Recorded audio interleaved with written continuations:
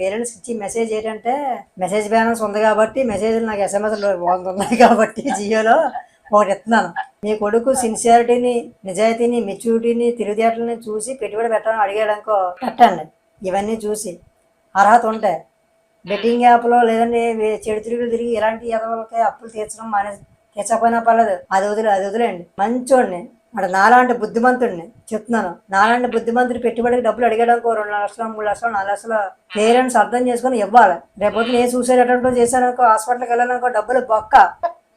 మీకు అర్థం కావట్లేదు. దానికన్నా ముందు పెట్టుబడి పెడితే బాగుపడతాడు. అది మారండి. పిల్లల కనడం కాదు, వాళ్ళ కళలను కూడా కనాలి. నీ కళలు ఎలాగ కనలేదు కాబట్టి ఆ కళలను నిజం చేయడానికి ఉన్న ఆస్తిని ఇవ్వండి. ఆడంత ఖచ్చితంగా సక్సెస్ అవుతారని కాన్ఫిడెంట్ గా చెప్తున్నప్పుడు నమ్మడానికి మీకేంటి జబ్బు? బయట వాళ్ళు ఎవరెవరో నమ్ముతున్నారు ఇల్లు టాలెంట్ ఉందని. మీరు నమ్మరు, పేరెంట్స్ నమ్మరు, వాళ్ళ బతుకులు అంతే.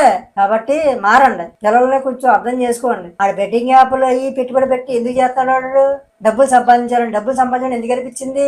ఆడికి జాబ్ చేయడం ఇష్టం లేక. జాబ్ చేయడం ఎందుకు ఇష్టం లేదు? ఏదో ఇబ్బందులు పడుతున్నాడు, సరిగా చదువుకోలేక. ఆడికి ఏదో బిజినెస్ ఐడియా ఉంటుంది. అడిగావా నువ్వు ఏ రోజైనానే? ఓ తండ్రిగా అడిగావా, తల్లిగా అడిగావా? అడగరు, ఏమి అడగరు, పట్టించుకోరు. వాళ్ళ టైం ఉండదు. మన పెద్ద బిజినెస్ మ్యాన్ అప్పుడు లాస్ట్ లో క్లైమాక్స్ లో పోలీసులు వస్తారు చూసావా, అలా వస్తారు.